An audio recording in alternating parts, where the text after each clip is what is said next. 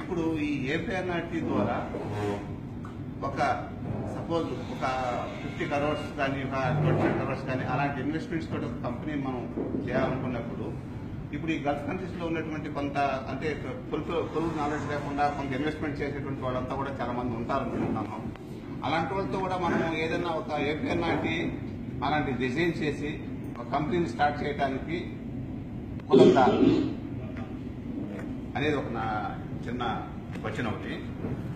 అలాగే ఇంకోటి ఏంటంటే మనం లాస్ట్ టైం కూడా ఒకసారి రవి గారికి కూడా ఒకసారి చెప్పుకున్నాను, మాట్లాడుకున్నాము. యాక్చువల్ ఏంటంటే ఇప్పుడు ఏదైతే ఈ గల్ఫ్ కంట్రీస్ నుంచి ఈ బాడీస్ ఏదైతే క్యారింగ్ చేస్తున్నాయో ఇంటర్నేషనల్ మన ఎయిర్లైన్స్ మన నేషనల్ క్యారియర్ వచ్చేసి ఏదైనా కొంచెం ఇప్పుడు మనం సర్టన్ ఒక రేట్ ఫిక్స్ చేసి లేకపోతే కొంత తక్కువ రేట్ తోటి ఒక ఫిక్స్డ్ రేట్ తోటి క్యారియర్ చేస్తే బాగుంటుంది. అంటే అది of course is not in our state government but it is through the central government.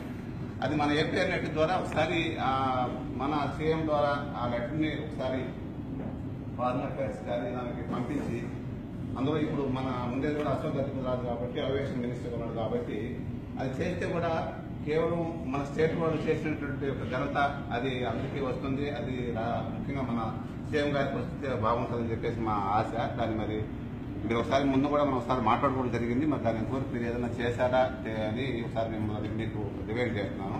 Thank you sir.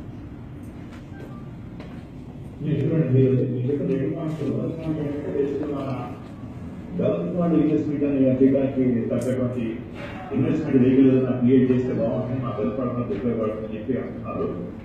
అయితే ఏంటంటే మనం ప్రస్తుతం మన పాలసీ ఏంటంటే మన హార్డ్ అసెట్స్